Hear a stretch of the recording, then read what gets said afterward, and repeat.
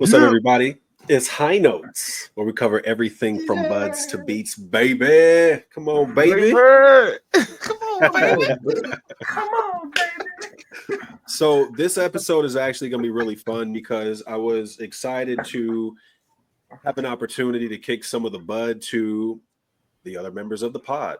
So P's had an opportunity to try it. Sev's had an opportunity to try it. Monster don't smoke weed. I obviously have had an opportunity to try it, and so this time around, I want to talk about the weed first, and then we can get into the music.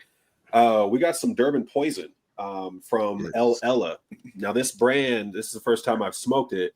I can't find them nowhere online except for where they're selling it. And I'm like, that's cool, but the weed itself is actually really, really nice. As it fades. But look at that cola. Look at that. So I mean, it's got that nice kind of piney color. Like when I grabbed a bud out of the bag, it's spicy, you know, like it kind of has this sweet kind of spicy aroma to it. Even the smoke, it gives you like this really sort of piney taste. It's not overly sweet because I really only get that out of the aroma. But yeah, and I really like this. Durban Poison is a sativa for those that don't know. I don't know of any sort of crosses for this strain itself. Like it seems like this is one of those ones that was just grown and it was just an original type of strain. But yeah, this is a really good one. It's not overly energetic. Gives me the focus, but it doesn't make me want to like bounce off of the walls. So I felt like it was a really good one to smoke with anything, honestly. But yeah, shout out to Zigzag because we got our joints, you know what I'm saying? But if we could hop into the music, or actually let me hear your guys's overall view on the strain itself. Or hell, even this version from this company. Well, because I don't really smoke sativas, I'm more of an indica guy. So this was like, a different kind of high for me. I was like, you're right, it's not super energetic, which I was kind of worried about it being, because indicas always get my mind really, really racing and get me kind of bouncing off and wanting to do stuff, pausing, coming back, doing stuff, and never really connected. This only had me doing that a little bit. So it wasn't bad. I got a more citrusy notes from it when I was smoking it. The pininess was nice, and that kind of stuff, but it wasn't, like you said, it wasn't overpowering in the pininess. But the citrusy notes, and it broke apart. I smoked mine in a bowl, so it broke apart really nicely. It was nice and fluffy enough to be able to put in the bowl without any sticks and stems. It was nice. So I enjoyed it. Yeah. Yeah, I had Durban Poison before, but it was damn, I can't remember who it was from. This one definitely was a little this one's definitely a little smooth. I'm smoking it now. So yeah, it's definitely a little smoother than the previous. And there's definitely a I feel you on the piney color. Like when I first seen it, I was like, ooh, that just looks dope. You know what I'm saying? It broke up nice. It was, it was easy on the grinder, easy to roll. Shit smokes good. Not a lot of choking, which is for me with a sativa. I usually cough a lot with a sativa, but I didn't with this. So yeah, I'm fucking with it. Absolutely. Salute to them. For sure. The one thing I like the way you guys just kind of described the bud. I didn't really go into that, but yeah, I absolutely agree. It's not terribly sticky, so that it's just smushed whenever you try to do anything with it. You grind it up. It's not gunking up your grinder. It is easy to roll. So yeah, it's taken off all of my boxes for like a really nice strain. Monster, do you want to talk about a vape? You got a vape that you tried recently at all, or no? You still sticking with the? No, I got a new one, but I was just saying pause because you said a couple things. I know I've been trying to navigate so much. I was like, grab the bud from the bag, not pull it out. You know what I'm saying? No, it's when you started going down the sticky route that you just started going downhill. I know, but you know, You gotta speak in terms that the weed users understand. So this one is interesting. So it's that same brand that was racist, and it's all white. So they went in head first. But the reason that this one is interesting, Pause. yeah, because you can see that it's white with the little accent, like pink nipple, right? It's called straw melons. I'm pretty sure that my vape, and it's good, but I'm pretty sure that it's talking about titty fucking. God damn. Hard. Titties. Hard. Yeah. Yeah. FTC hates us right now. Yeah, they it's okay. It's okay. So- They'll be all right. They'll be all right. It's good. Well, good. So it's good.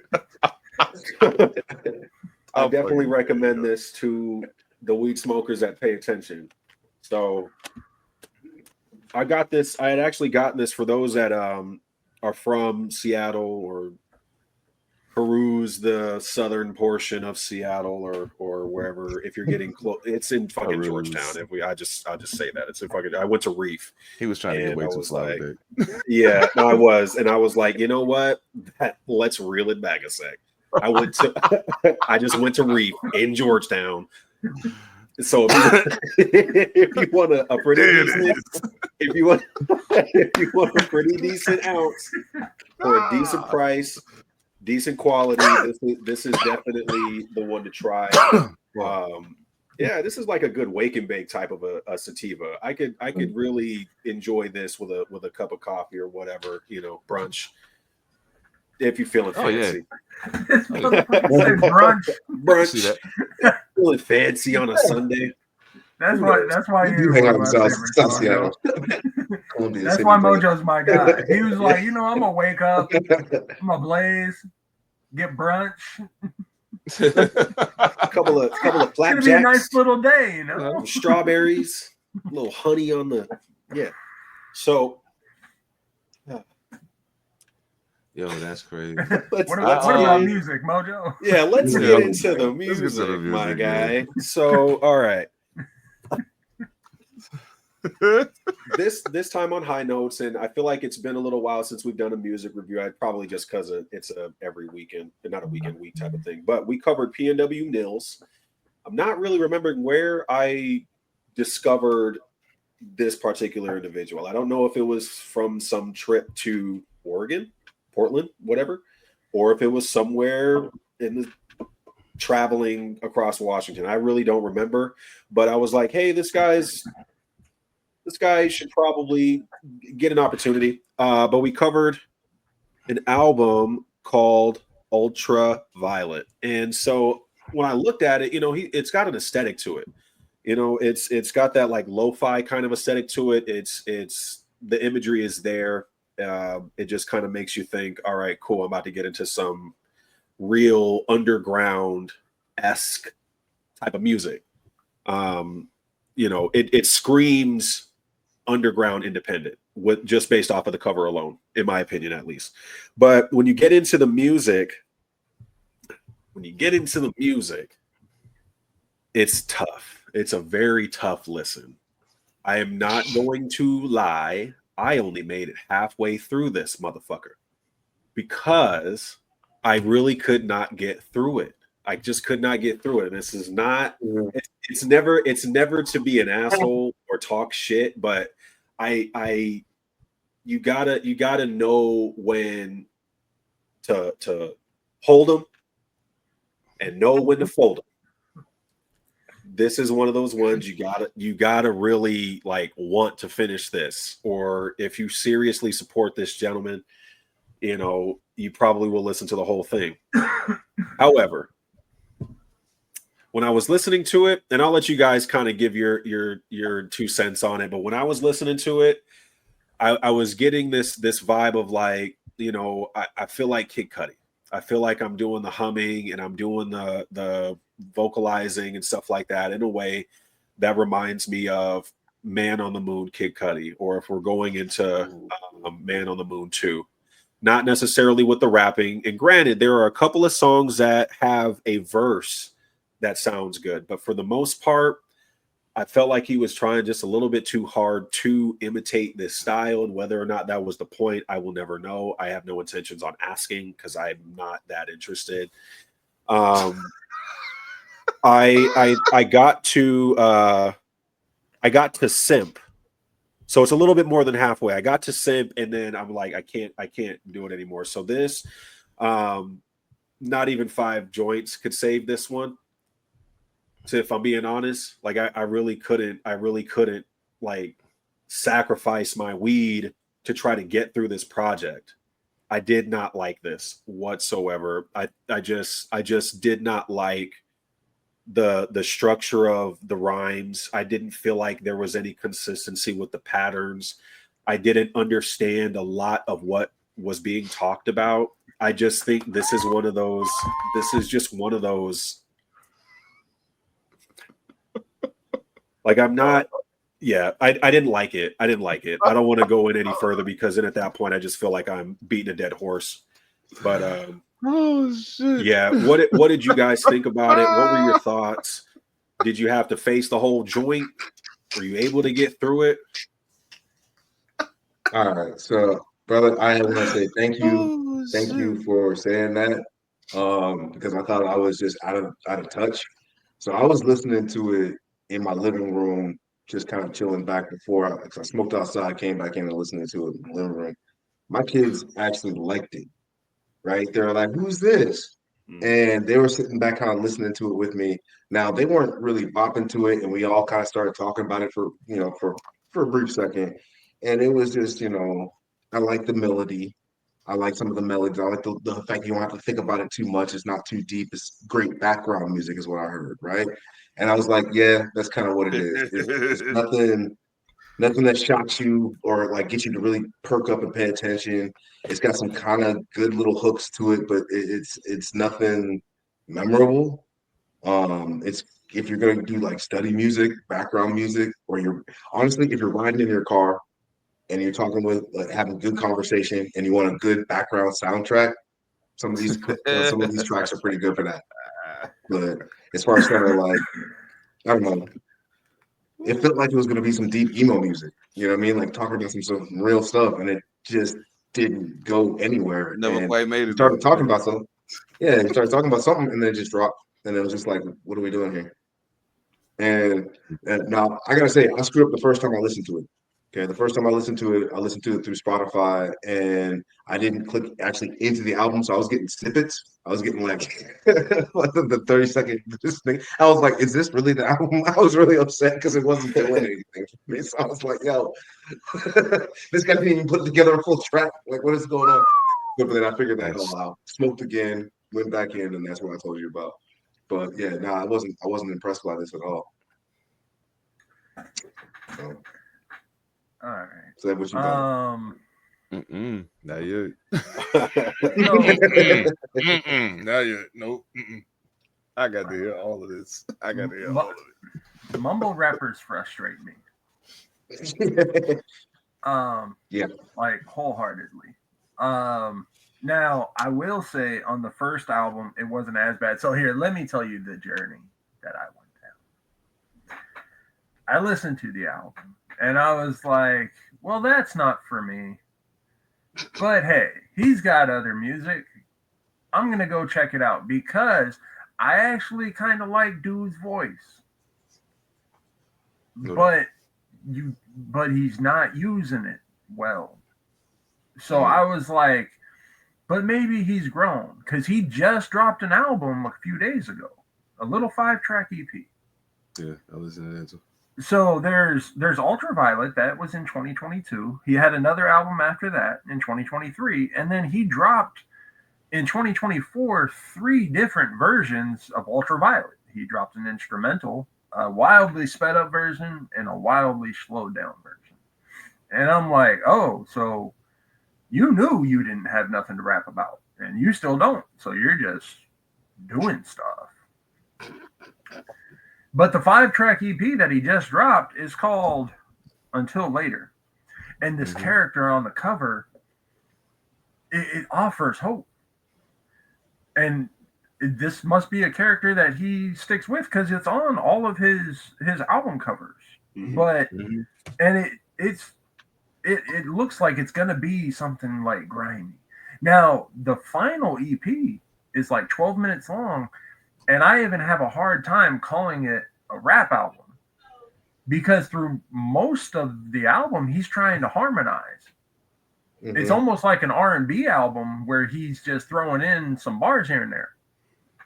Throughout all 5 tracks, there might be like 2 actual like rap verses. Everything else is him harmonizing. And it's like, bro, you got a voice. Like, use it. But I can't understand what you're saying because you are mumbling. And the few things that I do pick up, I have no idea what you're talking about. So I really do like the dude's voice. And I even tried to go like past the assignment to figure out if there was just something that I was missing. Because I do think that there's potential there. To me, this seems like somebody who picked up a microphone and 2 or 3 people around him said, yo, you're really good. So he just kind of keeps doing like random shit, and he's got a few yes men around him. If he actually had some people around him that would challenge him and like try to direct him and have him utilize his talents in a good way, I could see some good stuff coming from it. But this is not it. I can't even say that he's going to be a dope Seattle rapper. Like, because at this point, he's confused if he's a rapper. But there's potential. I would agree with that. I definitely think there is potential. I think everybody who has the ability to stay on key has the potential. Anybody who can sing in tempo, in sync with the tempo, who can rap within the tempo, like I feel like there is potential for most people. But obviously, we're talking about, where's your creativity at that point with your stories or whatever it is you decide to rap about. It's a broader scope, but definitely potential. Yeah. But the one album was not my favorite. But Seb, I know you've been waiting. Nah, I ain't even okay, I was about to bullshit. No, I'm not. Look, I'm the type of person that, and y'all know, like, if you genuinely put forth the effort and you really care about what you're doing, and I see that there's some capability to take it at least somewhere close to where you think you're gonna take it to, I ain't got no problem hopping in the car with you. It's cool. Let's rock. What you want to do? Need a verse? Got you. You need help finding producers? Got you. No problem. Whatever. Because I see it. I gotta be completely honest. I did a very similar thing, Monster. I heard Ultraviolet and I was like, yeah, nah. But it's a new joint. Let me try that one. So I listened to the 5-track joint. And much like you said, it was a lot of harmonizing. What it really came down to for me was this. There's a lack of depth there that generally exists in that kind of music. Even I could even go to Mojo Barnes, who also makes emotional music, moody music. But Mojo says shit, like really says shit that make you be like, damn, like, yeah, like, hell yeah, I feel you. Or damn, I never thought of that. There was none of that for me in either project. Like, even the couple of verses that sounded good only sounded good because everything else sounded bad. And I'm not saying this to be I ain't some hip-hop bully. Don't get it twisted. Like, it is what it is. Like, this is just me being brutally honest because I feel like a part of you wants to be, if you ever see this, I don't know if you will, I don't really give a fuck one way or the other. But if you do, is your actual desire to take that thing that you're doing and make it turn into something that literally speaks for you when you no longer walk on this planet? Because if you If that happened right now, you wouldn't want that to speak for you. Let it be something else you've done already. Not that. Because that ain't it. You should think about that every single time you put the pen to the paper, type some shit on your phone, step in front of a fucking microphone with a beat playing. Think about that every single time. You got to live with this shit forever. It ain't never going nowhere. As soon as you put it out there, there it is. Tweet and delete all you want. Somebody screenshotted that shit already. Fuck what you heard. Upload, download. Fuck that. Somebody already downloaded that shit 2 seconds after you uploaded it because they follow you and they stalkers and they ain't got no fucking life and they on the internet all the time.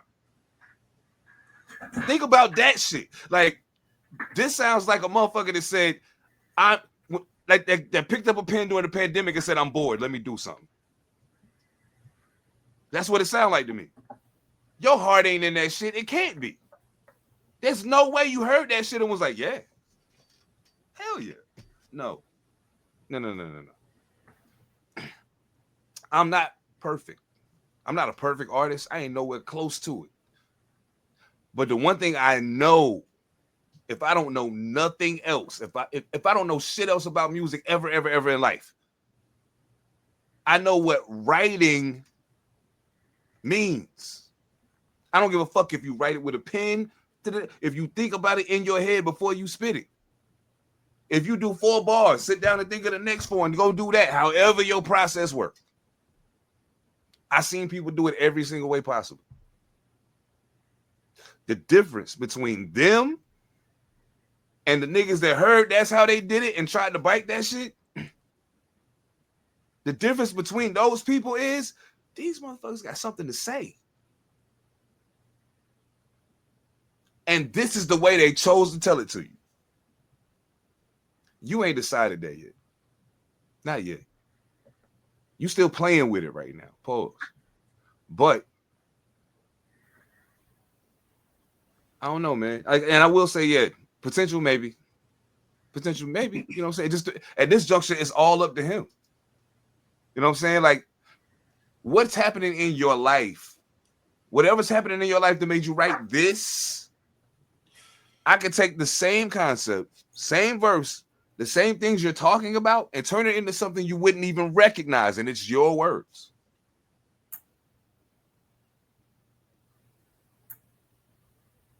The pen still matter, yo. Don't let nobody ever that all that singing and vibing shit. That shit cool, great, cute, but dog, it still come down to that. Fuck what you heard. It still come down to that, and you ain't got it. Not yet. Shit.